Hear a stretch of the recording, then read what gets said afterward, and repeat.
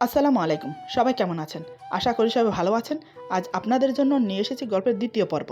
আশা করি গল্পটি আপনাদের ভালো লাগবে। তাহলে চলুন শুরু করা যাক। আমি বললাম, ভেবে বলছো তো? মেয়েটি বলে, হ্যাঁ ভেবে বলছি। এই বলে মেয়েটি চলে যাচ্ছিল। আমি হঠাৎ করে মেয়েটির হাত ধরে কাছে টেনে নিই। মেয়েটি বলে, কি করছেন? এরকম অসভ্যতার মতো কাজ করছেন কেন? আমি কিছু না শুনে মেয়েটিকে আরো কাছে টেনে নিচ্ছি।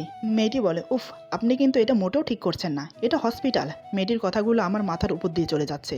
আমার কান অবধি মনে হয় পৌঁছচ্ছে না। আমি তখন একটা ঘোরের মাঝে আছি। আমি মেয়েটিকে একদম আমার বুকের সাথে মিশিয়ে নিলাম। মেয়েটি বলে, আমি কিন্তু এবার চিৎকার দিতে বাধ্য হব। এবারও আমি কোনো প্রত্যুত্তর করলাম না। আমি আমার মতো করে কাজ করে যাচ্ছি। একবার পিঠে হাত বুলাচ্ছি, তো আরেকবার পেটে হাত বুলাচ্ছি। আমার এই ছোঁয়া মেয়েটির একদম অসহ্য লাগছে। মেয়েটি ব্যথার জন্য দাঁড়াতে পারছে না। কোমরের ব্যথা বেড়েই চলেছে। মেয়েটি বলে, আপনি পাগল হয়ে গেছেন নাকি? আমি তাও কোনো কথা বললাম না। মেয়েটি সর্বশক্তি দিয়ে আমাকে সরানোর চেষ্টা করছে, কিন্তু তাও পারছে না। কারণ আমার শক্তির কাছে মেয়েটার শক্তি কিছুই না। মেয়েটি কান্না করে দিল আমার এরকম ব্যবহার দেখে। মেয়েটি ভাবতে পারেনি আমি এখানে এরকমটা করব ওর সাথে। হঠাৎ মেয়েটির কান্নার শব্দ শুনে আমি ওকে ছেড়ে দিয়ে কিছুটা দূরে গিয়ে দাঁড়াই।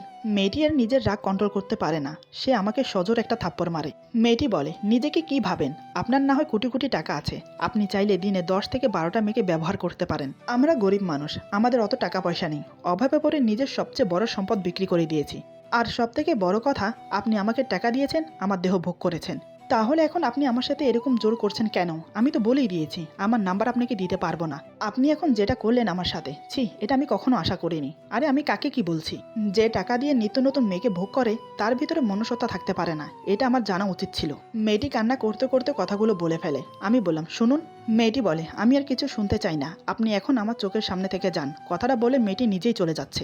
আমি পিছন থেকে অনেকবার ডেকেছি, বাট মেয়েটি একবারও ফিরে তাকালো না। মেয়েটি যখন মায়ের কাছে গিয়ে বসে, তখন মেয়েটির মা বলে, কিরে মা, এতক্ষণ কোথায় ছিলি? আর তোর চোখে জল কেন? মেয়েটি সব কথা লুকিয়ে বলে, আসলে আমার একজন পরিচিত বন্ধুর সাথে দেখা হয়েছিল, তার সাথে কথা বললাম, আর চোখে মনে হয় কিছু পড়েছে, তাই পানি চলে এসেছে। মেয়েটির মা বলে, তুই কি আমার থেকে কিছু লুকাচ্ছিস? মেয়েটি বলে, আরে মা, তুমি কি যে বলো, তোমার থেকে আমি কি লুকোবো? মা বলে, দেখ মা, তোর মনের ভিতরে কি চলছে আমি জানি না, তবে শুধু একটা কথা মনে রাখবি, যা করবি ভেবে চিন্তা করবি। মেয়েটি বলে, মা, তুমি শুধু শুধু চিন্তা করছো, আমাকে নিয়ে কোনো চিন্তা করো না, চলো ভাইকে দেখে আসি। মা বলে, যদি কোনো সমস্যা হয় মায়ের কাছে লুকোবি না। এমন সময় নার্স এসে বলে, আপনার ভাইকে কেবিনে দেওয়া হয়েছে, এখন গিয়ে দেখতে পারেন, কিন্তু তার সাথে এখন কোনো কথা বলতে পারবেন না। 72 ঘন্টা যাওয়ার পর তার সাথে কথা বলতে পারবেন।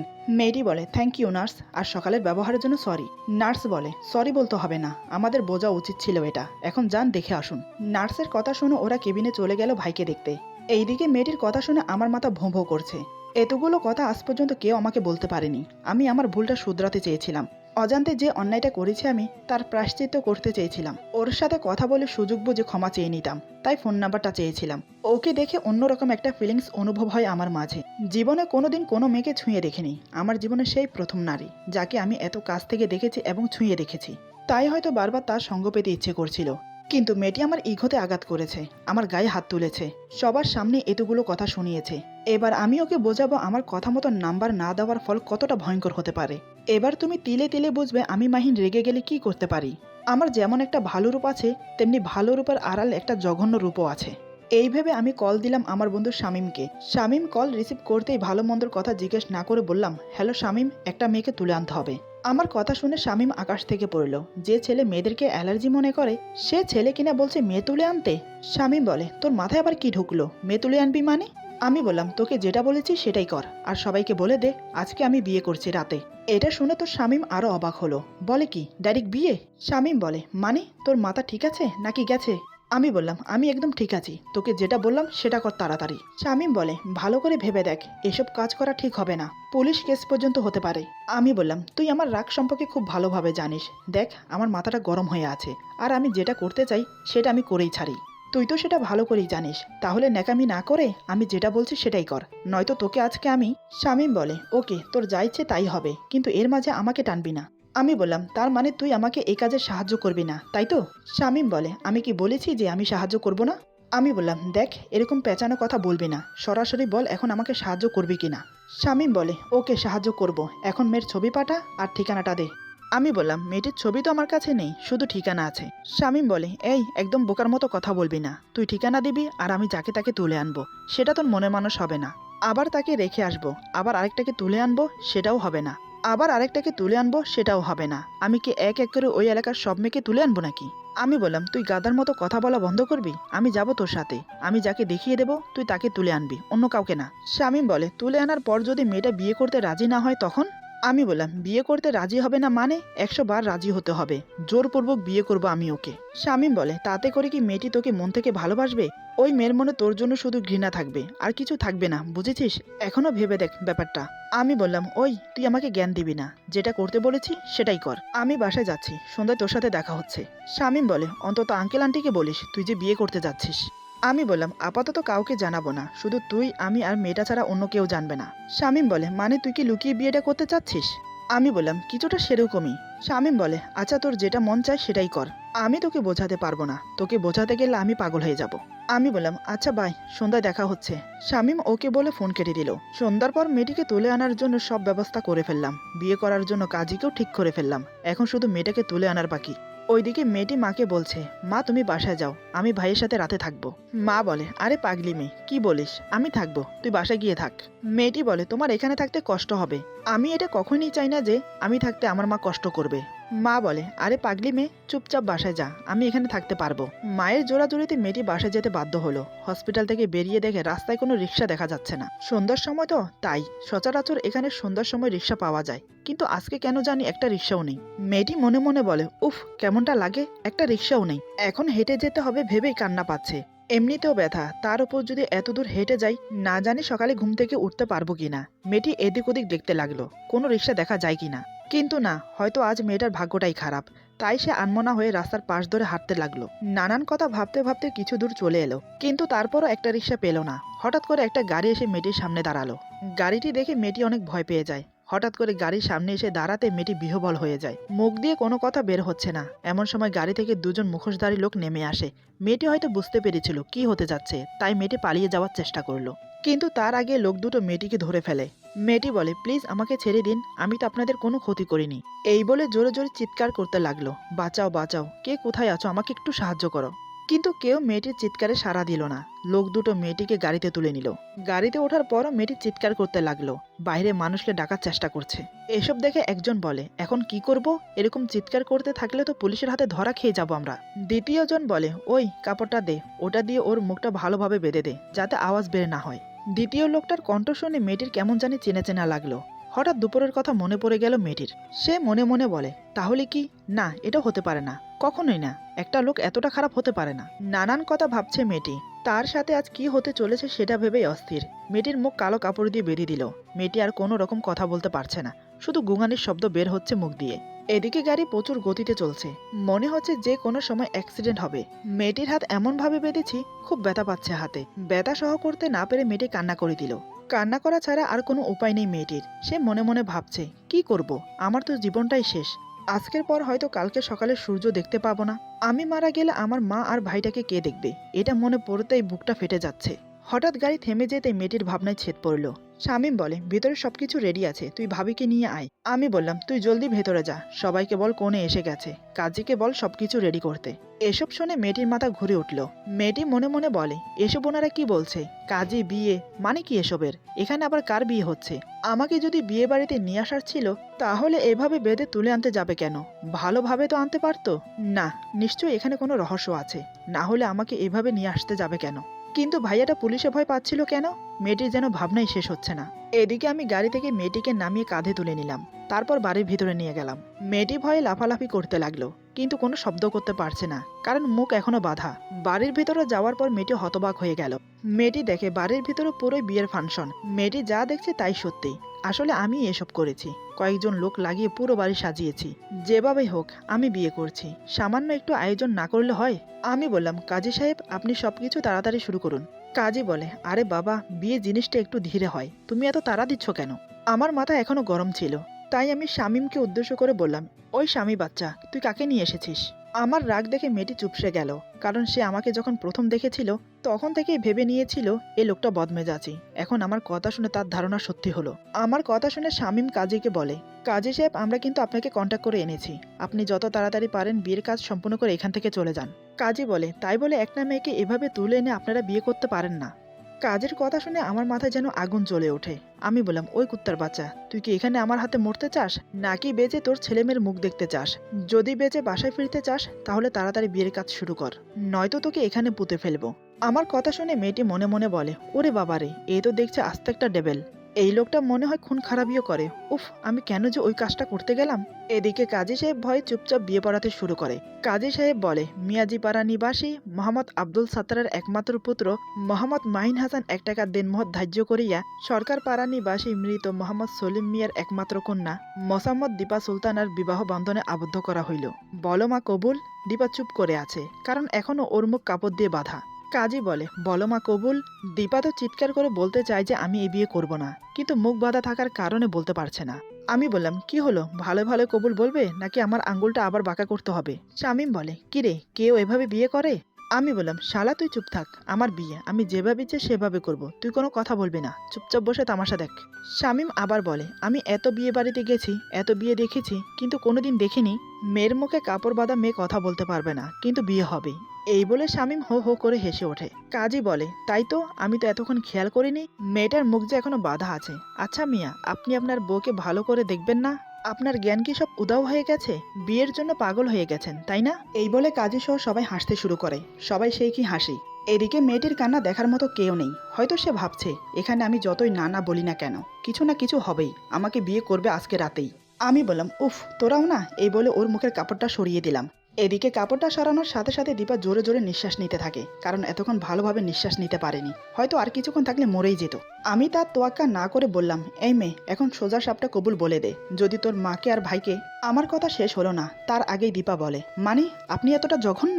আমি বললাম, ভালো ভালো বলছি, নয়তো তোর ভাই তোর মা কালকে সকালে সূর্য দেখতে পারবে না। দীপা বলে, ছি, একটা মানুষ এতটা খারাপ হতে পারে, এতটা জঘন্য হতে পারে, আপনাকে না দেখলে হয়তো বুঝতাম না। আমি বললাম, এখন চুপচাপ কবুল বল, যত তাড়াতাড়ি কবুল বলবি তত তাড়াতাড়ি তোর মা আর ভাইয়ের জন্য মঙ্গল হবে, কারণ এখন তারা অনেক কষ্টে আছে। দীপা বলে, মানে কি বলতে চাচ্ছেন আপনি? আমার মা আর ভাইয়ের যদি কিছু হয় তো আমি আপনাকে মেরে ফেলবো। আমি ওর কথা তোয়াক্কা না করে শামীমকে বললাম, শামীম, ভিডিও ফুটেজটা ওকে দেখা, নয়তো কবুল বলবে না, বলে হো হো করে হাসতে লাগলাম। আমার কথা মতো শামীম ভিডিওটা দেখাতে লাগলো দীপাকে। দীপা অবাক হয়ে তাকিয়ে থাকে ভিডিওটার দিকে। সে দেখে ওর মা আর ভাই সুন্দর ঘুমিয়ে আছে, কিন্তু কয়েকজন লোক বন্দুক হাতে তাদের দিকে তাক করে আছে। এসব দেখে সে মনে মনে বলে, এসব কি, কেন করছে এমন? হয়তো আমি কবুল না বললে ওদেরকে গুলি করে দেবে। এইসব দেখার পর সে নিস্তব্ধ হয়ে গেছে, মনে হচ্ছে ওর পুরো দুনিয়াটা ওলট পালট হয়ে যাচ্ছে। দীপা চোখ বন্ধ করে চোখের পানি ছেড়ে দিয়ে ভাবে, এসব দেখার আগে যদি আমি মরে যেতাম বা আমাকে ধর্ষণ করে মেরে ফেলতো তাও ভালো হতো, কিন্তু প্রতিনিয়ত ধর্ষণ হতে হতো না ওই পশুটার হাতে আমাকে। এখন তো ধর্ষণ আমার নিত্যদিনের সঙ্গী হবে। আমি বললাম, কবুল বলবি নাকি তোর পুরো ফ্যামিলিকে মেরে ফেলবো? আমার কথা শুনে আর ভিডিও দেখে দীপা বাধ্য হয়ে কবুল বলে দিল। কবুল বলেই চিৎকার করে কেঁদে উঠল, কারণ এখন তার নিত্যদিনের সঙ্গী হবে কান্না। বিয়েটা সম্পূর্ণ করে কাজই চলে গেল। আমি বললাম, শামীম, তুই এখন বাসায় যা, কিন্তু এই খবরটা কাউকে জানাবি না এখন। আমার কথা শুনে দীপা আবার মনে মনে বলে, তার মানে উনি আমাকে এখানে লুকিয়ে বিয়ে করেছেন, যাতে প্রতিদিন ধর্ষণ করতে পারে? তার জন্যই কি বৈধ ধর্ষণ করার জন্য এই বিয়ে? শামীম বলে, তবে মেয়েটার উপর অতিরিক্ত কিছু করিস না, যাতে বেঁচে থেকেও মরার মতো থাকতে হয়। আমি কপট রাগ দেখিয়ে বললাম, তুই এখন চুপচাপ চলে যা, আমাকে জ্ঞান দিতে আসবি না। আমি আমার বউকে কিভাবে রাখবো, কিভাবে দেখবো, কিভাবে আদর করবো, সেটা একান্তই আমার ব্যাপার। শামীম কিছুটা রেগে গিয়ে বলে, তোর এই বদমেজাজি কারণের জন্য একদিন তোকে পস্তাতে হবে। সেদিন শামীমের কাছে এসে তোকে কান্না করতে হবে, দেখে নিস, কথাটা মিলিয়ে নিস। আমি বললাম, মাহিনের কখনো এরকম সময় আসবে না। এই বলে হো হো করে হেসে উঠলাম, কারণ আমি জানি আমি যতই কিছু বলি না কেন ওরা আমার পাশে সবসময় থাকবে। শামীম কোনো কথা না বলে চুপচাপ ওখান থেকে চলে গেল, জানে এখানে কথা বলা বৃথা হবে।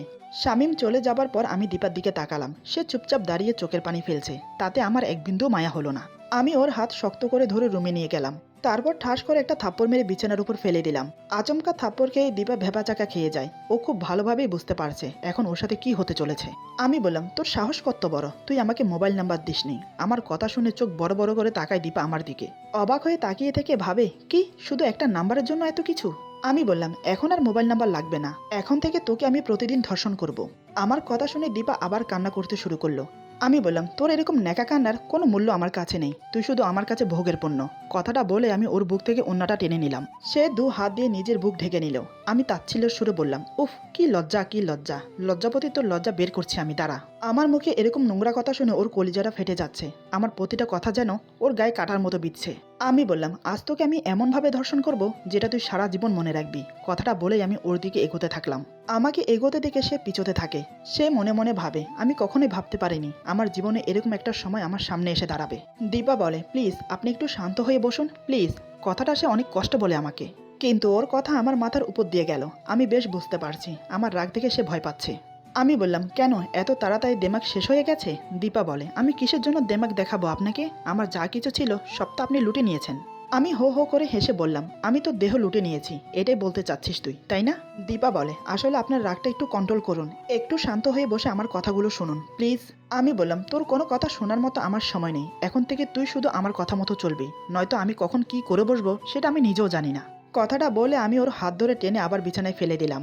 দীপা বলে, প্লিজ এরকম কিছু করবেন না, আমার কিছু সমস্যা আছে। আমি বললাম, তাতে আমার কি? দীপা বলে, আপনি বোঝার চেষ্টা করুন, এখন আমি আপনাকে সেই সুখ দিতে পারবো না। আর একটা মেয়ের ইচ্ছের বিরুদ্ধে কিছু করলে সেটা ধর্ষণের সামিল হবে। আপনি একটু বোঝার চেষ্টা করুন, এখন তো আমি আপনার বউ, তাই না? আমি হো হো করে হেসে বললাম, তুই কোনোদিন আমার বউ হওয়ার যোগ্য ছিলি না আর হবিও না, বুঝেছিস? আমি তো তোকে শুধু ভোগ করার জন্য বিয়ে করেছি। কথাটা শুনে দীপা আবার ভাবনায় ডুবে গেল। আমি কখনো এটা আশা করিনি ওনার মুখ থেকে। আমি এর থেকে ভালো কিছু আশা করতে পারি না হয়তো। আমার মতো মেয়ের সাথে এরকম হওয়াটাই সম্ভব। যে মেয়ে সামান্য 10,000 টাকা জোগাড় করতে পারে না, তার জন্য দেহ বিক্রি করতে হয়, সে মেয়ের সাথে আর কি হতে পারে? এখন তো আমার কোনো কথার মূল্য থাকবে না। ওর ভাবনায় ছেদ পড়ল আমার ছোঁয়ায়। আমি ওকে ধাক্কা দিয়ে বিছানার উপর শুয়ে দিলাম। ওর উপর শুয়ে ঠোঁটে আলতো করে কিস করে ঠোঁটে ঠোঁট ডুবিয়ে দিলাম। দীপা আমাকে সরানোর বৃথা চেষ্টা করছে। আমার ঠোঁট থেকে ওর ঠোঁট সরিয়ে নেয়। ঠোঁট সরাতে আমি ওর গলায় ঠোঁট ডুবিয়ে দিলাম। কিস করার সাথে সাথে জোরে জোরে কামড় দিতে লাগলাম। দীপা ব্যথায় ছটপট করছে। আমি আস্তে আস্তে ওর জামার পিন খুলতে থাকি। আমার দেওয়া কামড়গুলো ধীরে ধীরে রক্ত জমাট বাঁধতে শুরু করে। দীপা বলে, প্লিজ এরকম কিছু করবেন না, আমি খুব অসুস্থ, একটু বোঝার চেষ্টা করুন। এই বলে সে জোরে জোরে কান্না করে দেয়। ওর কথাগুলো আমার মাথার উপর দিয়ে গেল। কে শোনে কার কথা? কথায় আছে না, নেশা আর জেদ দুটো যদি মানুষের মাথায় জেগে বসে তখন মানুষের হোঁশ থাকে না। আমার বেলাতেও তাই হয়েছে। একে তো ওর উপর আমার রাগ, অন্যদিকে ওকে কাছে পাওয়ার নেশা, দুটোই আমার মাঝে বিরাজমান এখন। তাই আমার মাঝে এখন শূন্য পরিমাণ জ্ঞানও অবশিষ্ট নেই। কিভাবে আমি ওকে ছিঁড়ে ছিঁড়ে খাবো সেটাই ভাবছি। আমি ওর পুরো কাপড় খুলে ফেললাম। ওর নগ্ন দেহটা আপাদমস্তক দেখতে লাগলাম। আমার দুহাত ওর সারা শরীরে আদরের ছোঁয়া দিতে লাগলো। এদিকে দীপার খুব বিরক্ত লাগছে আমার এই ছোঁয়া। তাই সে জোরে জোরে কান্না করছে। অনেকবার চেষ্টা করছে নিজেকে ছাড়ানোর, কিন্তু আমার শক্তির সাথে পেরে উঠছে না। আমি কোনো কিছু তোয়াক্কা না করে আমার কাজ আমি করে যাচ্ছি। নিজের মন মতো করে ওকে ভোগ করছি। একসময় সঙ্গমে লিপ্ত হলাম। এদিকে দীপা ব্যথায় বারবার চিৎকার করে কান্না করছে, কিন্তু সেই কান্না আমার কান অবধি পৌঁছচ্ছে না। আমার মাঝে যেন কোনো জানোয়ার প্রবেশ করেছে। ঠিক একটা জানোয়ার তার শিকারকে যেভাবে ছিঁড়ে ছিঁড়ে খায়, আমিও ঠিক তাই করছি। একসময় আমার অত্যাচার সহ করতে না পেরে দীপা জ্ঞান হারায়। তারপরও আমি ওকে ছাড়লাম না। আমি আমার মন মতো করে ভোগ করে নিজের চাহিদা সম্পূর্ণ করে ওকে ছেড়ে দিলাম। সে অজ্ঞান হয়ে পড়ে আছে। আমি সেদিকে খেয়াল না করে চলে গেলাম বাহিরে, কারণ এখানে থাকলে আমার ভেতরে থাকা জানোয়ারটা আবার জেগে উঠবে। তখন আমি তাকে আবার ভোগ করতে ব্যস্ত হয়ে পড়ব।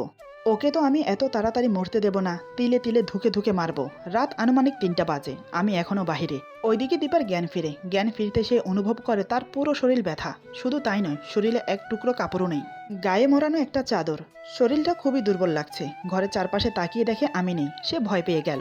মনে মনে বলে, এই লোকটা আমাকে এখানে রেখে চলে গেছে। এখানকার রাস্তাঘাট তো আমি কিছুই চিনি না, কিভাবে যাব, কোথায় যাব?